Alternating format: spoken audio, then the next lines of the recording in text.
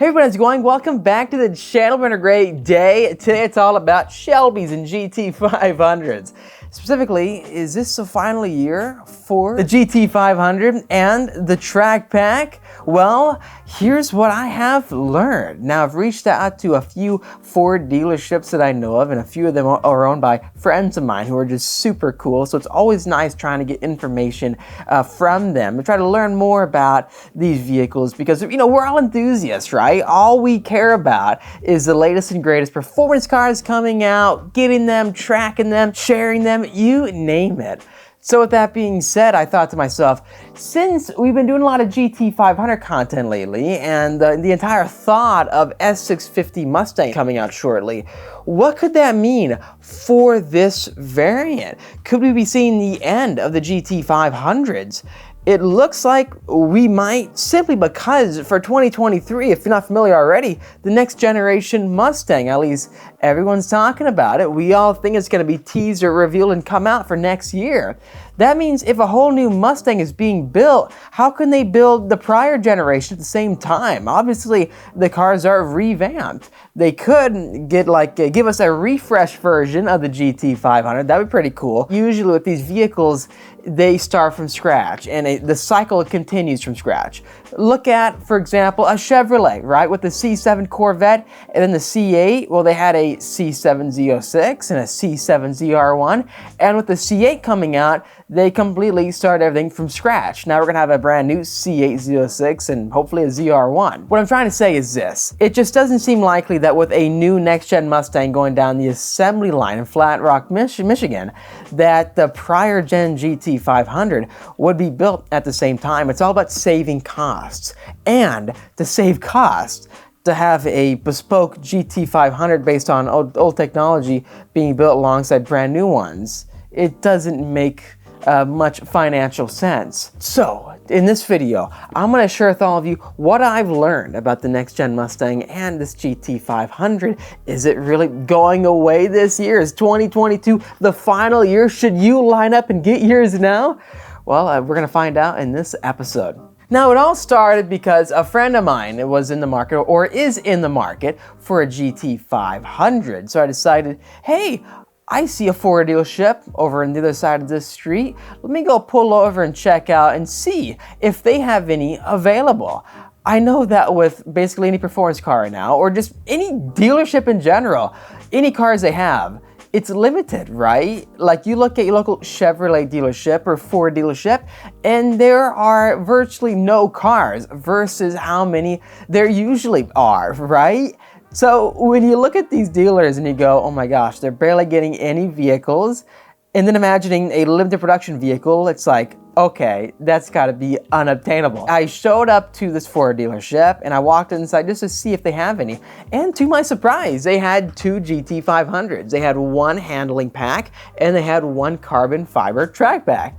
I was looking at it and going like, wow, I'm surprised that I'm seeing this. They're asking, I think, like 140, which is about 35 over, I believe, over MSRP, which is, that's a lot of money. That's the price of a brand new R8, right? Or like a starting price of R8. That's a big number. But if it's the last year ever, then they could very well get it. Now, nothing against dealerships trying to make money on these vehicles. Hey, that's what they're there to do. And if they're not selling many vehicles in general, then of course they're going to try to make money off their performance model. But that misses the point. I have reason to believe this is the final year. And to explain further, when Ford was saying goodbye to the GT350R, what did they do? Well, for both the R and the standard GT350. Well, here's what they did. They announced and made available a heritage model with a commemorative historic paint job. I think it was Wimbledon white. That was to commemorate again the 50-plus-year-old Mustang Shelbys of the past. If you lucked out, you could get one, and if you got one, I think it's the most valuable GT350 today, but they did it for a good reason, because they wanted to give a proper send-off to the flat plane crank manual Shelby Mustang. After that, they're all gone. Ford did not make any more GT350s. Now, out of the woodwork, we have a GT500 heritage model, and we have no word of a next year version. Usually we have an idea by now, right? And I even reached out to my buddy's dealership where I'm getting my S650 Mustang from, and I've got the Bronco Raptor coming in. Not Bronco Raptor, I'm so sorry. The Ford Raptor Ford Raptor R. From the dealerships I've been hearing from, they're receiving 75% less cars this year, less GT500s this year than the year before. This could be the most rare year ever for the new GT500 with a dual clutch and 760 horsepower. Now connect all the dots. You have a carbon fiber wheel equipped special limited edition Shelby Mustang that costs $100,000 with low production volumes already. And this year there's 1/4 of them being built so far. And then supposedly next year, a next-gen Mustang is coming out. And for the GT350s, when they sent that car off for the final year, they had a Heritage Edition color available just for 1 year. And we have that for this year for the GT500s. Are they getting a second year of Heritage Edition GT500s? Probably not. It doesn't make much sense, does it? It's a $12,000 upgrade if you want the painted stripes with the Heritage Edition model, or just $2,000 if you want the standard tape stripes.